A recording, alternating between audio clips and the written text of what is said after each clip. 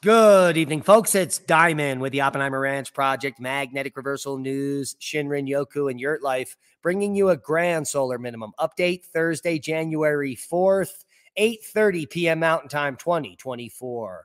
Understanding the polar vortex is key to understanding the climate change scam as major snow is headed for the U.S. Keep calm. It's boom time.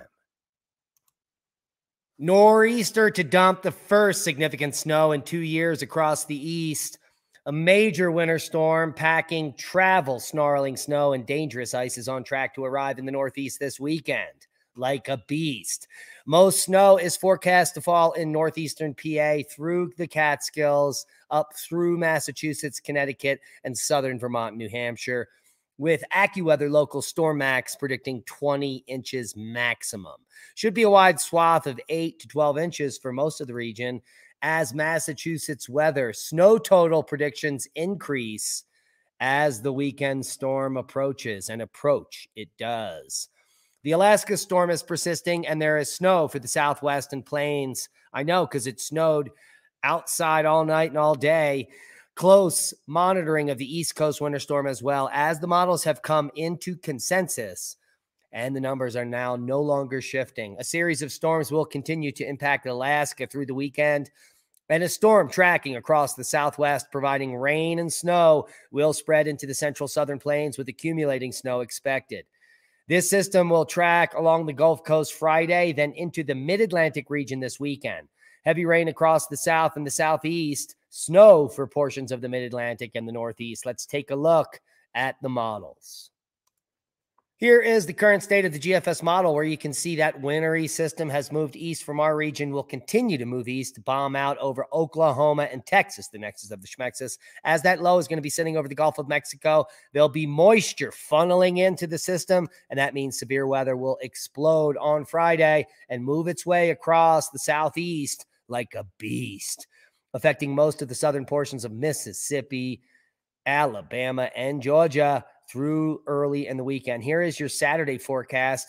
Rapidly, that storm's going to move off coast and blast up the northeast like a beast, like a nor'easter, and it's going to bring heavy snow on the back end of that system, as well as a mix in New York and Philadelphia. Should be interesting how this develops. Let's take a look at what the current situation is here on the key message. For January 6th and 7th on the East Coast winter storm. Icing likely in the Appalachians, with heavy snow expected for the interior mid-Atlantic and Northeast. Heavy snow likely in the Northeast for the interior mid-Atlantic and New England. There is increasing confidence for heavy snow from Saturday afternoon into Sunday. That will be your fun day.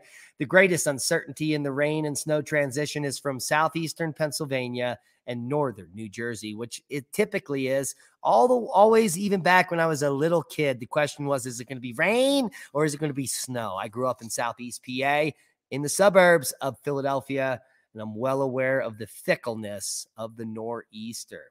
People in those areas should still be prepared for the possibility of snow and changes in the forecast, as we're well aware of. At one point, they could say 1 inch, and right before the storm hits, they're going to be like, nah, you're getting 6 to 10, baby.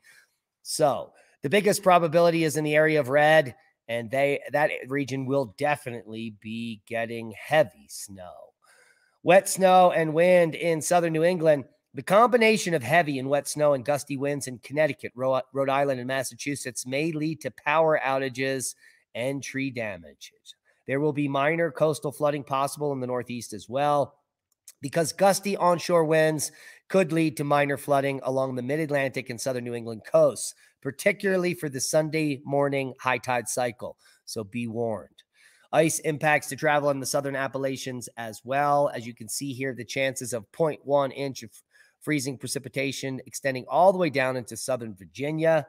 So in the Appalachian region of western North Carolina, western Virginia, and eastern West Virginia, accumulations of ice in excess of 0.1 inches due to freezing rain are likely, with locally higher accumulations possible, which could lead to devastating travel. This icing, along with some areas of sleet, may produce hazardous travel conditions Friday night into Saturday. And that brings us over to the GFS model to take a look at the total snow forecast that they have coming.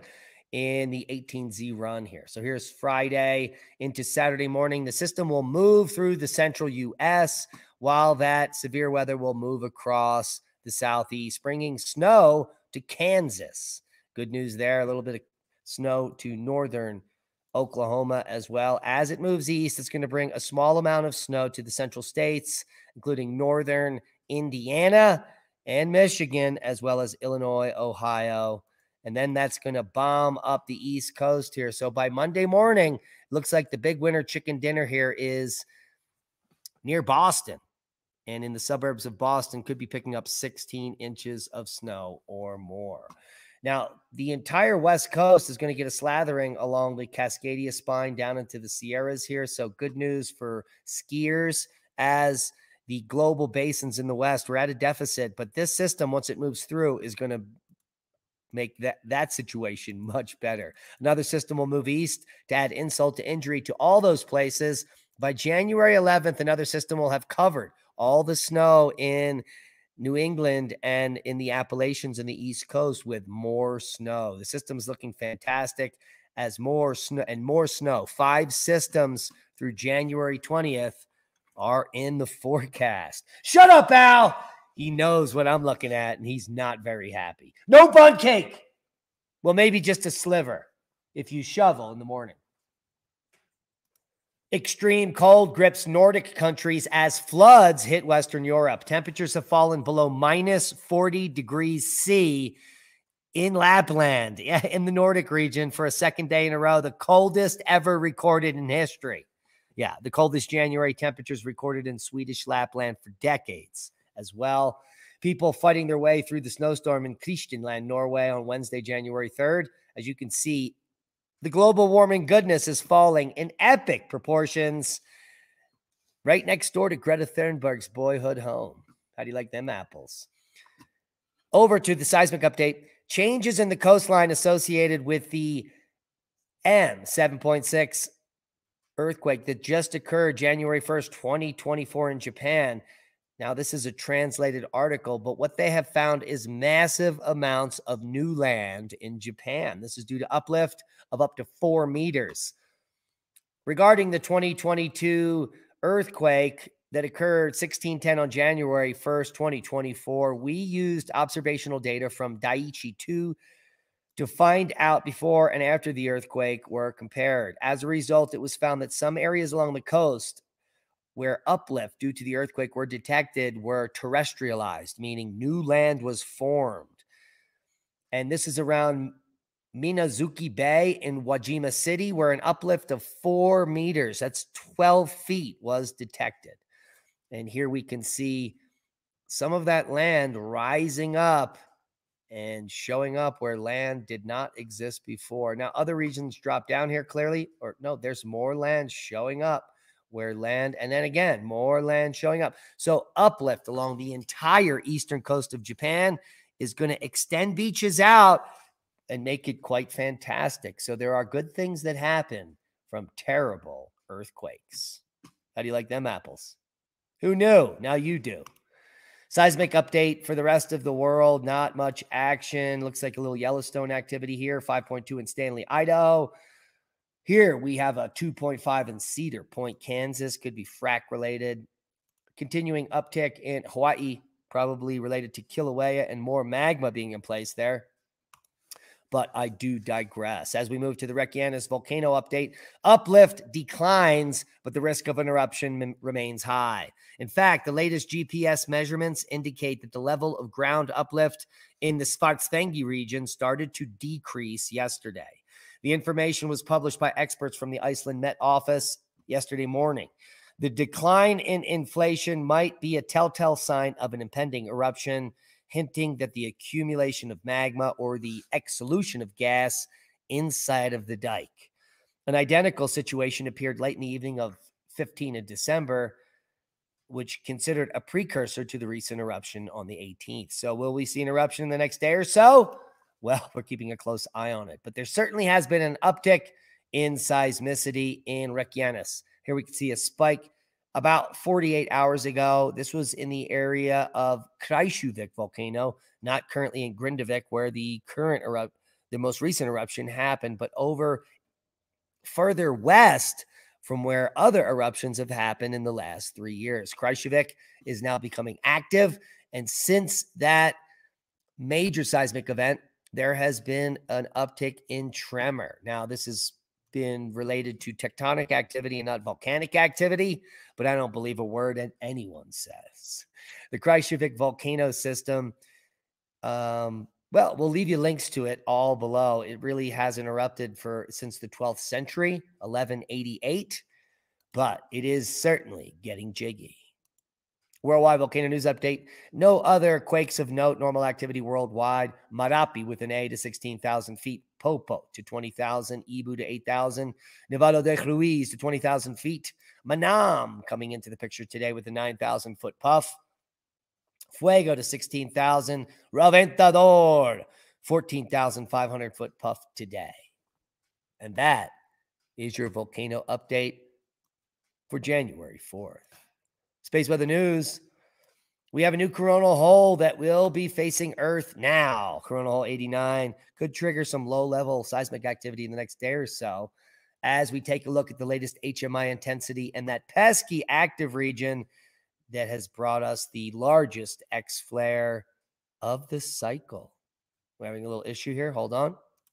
And that would be active region AR3536, which has been diminishing over the last 24 hours. And that has resulted in almost no activity coming since the first major flare and then subsequent M flares. Very quiet in the last 24 hours. Geomagnetic forecast is quiet for the next 72 hours. But the X flare did finally pass Earth. Wow. Since our last update, there were 2 coronal mass ejection fronts, boom and boom, that occurred yesterday. They didn't push the KP anywhere above 3. That was it. And dropping back down. But we are in a low-level, low-energy proton stream currently. The protons continue to gradually rise, and we finally reached the minor S1 threshold yesterday, a direct result of the X5 solar flare, and now almost 72 hours ago. Needless to say, had AR3536 been directly facing Earth, we would have seen a party. And that proton storm continues tonight with a secondary spike just occurring moments ago, but a drop-off has taken us back down through the proton storm threshold. So that last peak could simply be a final hoorah. New images reveal what Uranus really looks like, when we knew all along now, didn't we? No, but on a more serious note, new images coming out reveal what Neptune and Uranus really look like. And what am I talking about? Well, let's take a look. The early Voyager 2 images showed Neptune being this marble blue planet, which led many people to believe that it's some kind of a giant ocean or something. Nothing could be further from the truth. Uranus and Neptune are both failed stars, brown dwarfs, or gas giants, whatever you want to call them. But at any moment, they could be shot out into the universe, powered by a Birkeland current, and reignite as potentially, a white dwarf or yellow dwarf or yellow giant or any type of star, depending on how much energy is coming through these nuclei. Gas giants are failed nuclei of stars, which are incorporated in solar systems and called gas giants. They have cores, potentially solid cores, which can eject and become terrestrial planets, or the atmospheres themselves can be stripped away and the terrestrial core can be left, which would be called a rocky planet, like Mars, Venus, Mercury, and Earth. And that is the state of the world. But you can see the reprocessed images in the study showing that Uranus is not much different than Neptune. How do you like them apples? I always thought my anus was more like Neptune anyway. The world's first tunnel to a magma chamber could unleash unlimited energy or begin the crack in the world. And those that watched the 1954 movie know what I'm talking about. It is a scary situation. In Iceland, scientists are planning to drill 2 boreholes to a reservoir of liquid rock, just like in the movie 1954 Crack in the World. One will give us our first direct measurements of magma, and the other could crack the earth in half and create a blockbuster of a podcast, or actually supercharge geothermal power, perhaps. What are your thoughts on drilling into a magma chamber directly? Do you think the 1954 film Cracking the World is actually subliminal messaging to the future? Now let's talk about the polar vortex. Back in the late 70s, they used the polar vortex to fearmonger the public and claiming that we were headed back into an ice age. They said that all the signs of an ice age were happening because the polar vortex was breaking down and dumping into lower latitudes like it's doing today due to the meridional flow. When we have a stable polar vortex, we have a stable jet stream and a very fast jet, which keeps all the cold air up in the Arctic regions. But if the jet stream breaks down and a more meridional flow occurs, we get a wavy jet pattern, which brings Arctic cold air all the way down to the mid-latitudes and pushes warm air all the way up in the Arctic Circle, a scenario we've been experiencing for the last 2 decades. Now, the question should be, and here's where it gets crazy. Now, climate alarmists and global warmists are blaming the wavy jet pattern and the breakdown of the polar vortex on global warming, where 5 decades ago, they were blaming it on global cooling. So clearly, it's not global warming or global cooling that causes the breakdown of the jet. Yes, and the jet is controlled by the electrical patterns on Earth, like all weather. They're the same as sunspots. We have Earth spots, high and low pressures. And they move across the Earth due to electrical patterns, positive and negative charges. That's why we have lightning and storm fronts and other phenomena. But the reality is that with modern science, we know now that the breakdown of the jet stream is due to low solar activity. When the sun is weak, we have less solar storms and our magnetosphere is weak, which allows the jet stream to break down and become sloppy or meridional. And so we can prove this by simply looking at the solar science. Back in the 70s, the sun had been strengthening for 100 years towards 1960.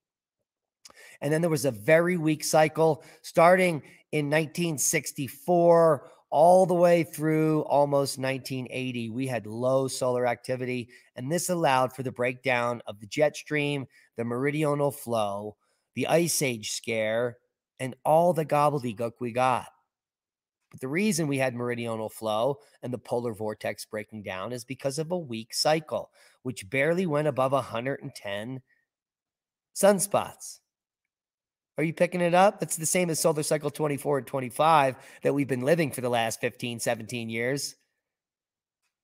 And so I do digress. The polar vortex and disrupted polar vortex has nothing to do with global warming or global cooling, has everything to do with the sun. Just like climate on Earth, and when its sun sets, it gets cold, etc. Yeah, we got a long way to go with climate science. And the experts apparently are baffled. But the alarmists can use this opportunity to lie to you one more time. And we just stuck a foot up the butt of the alarmists with facts. More facts coming now. Archaeologists discover a hidden Maya burial chamber in the walled enclosure of Tulum. Now, I set foot at Tulum 2 decades ago, and it was a fantastic sight. The fact that I was walking on these burials is even more fantastic.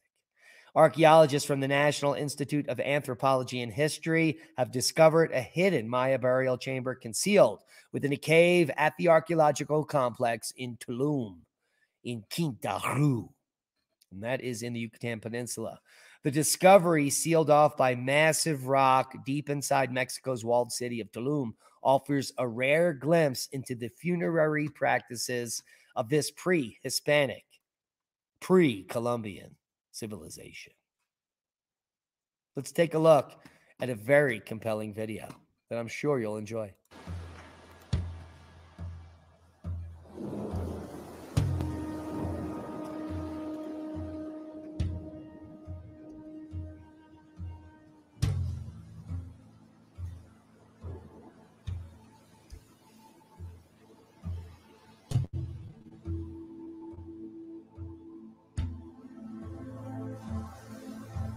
Iniciamos excavaciones en esta zona debido a que se va a habilitar un sendero para la visita pública. Cuando empezamos a excavar aquí, localizamos sistemas constructivos tardíos de esta plaza. Decidimos sondear, ¿no?, un poco más para verificar pues la presencia de materiales, recuperar algunos datos, ¿no?, de los materiales, la temporalidad. Empezamos a explorar un poco más y encontramos el primer entierro, que es un entierro de un infante, de un recién nacido, al parecer, muy deteriorado, directamente sobre la roca madre.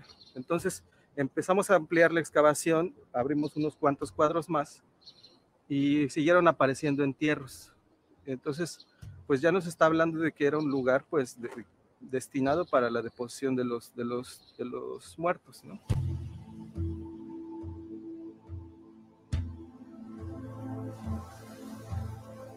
Lo principal es que estamos ante un contexto único, al menos en la zona arqueológica de Tulum, no se había registrado algo así.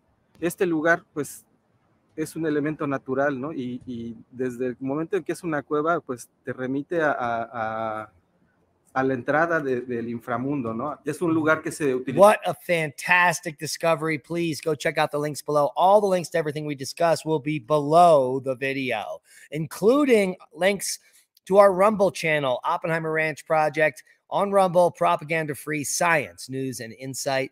We have published 5 videos in the last 9 days, all of which may tickle your fancy. Dulce Underground Military Base, Tucker Carlson's reaction after visiting Julia Assange in HM prison in Belmarsh, 2 videos from a guest we will have on the show in just a few weeks, Ben Joseph Stewart. This is some of his early documentary work, including Esoteric Agenda from 2007 and Kymatica from 2008, both up on the channel, as well as a video I put up today on Epstein's pedophile island and the new lists coming out. Governments are mostly blackmailed pedophiles. Did you know? Well, you would be informed if you followed us over at Oppenheimer Ranch Project at Diamond the Dave on X.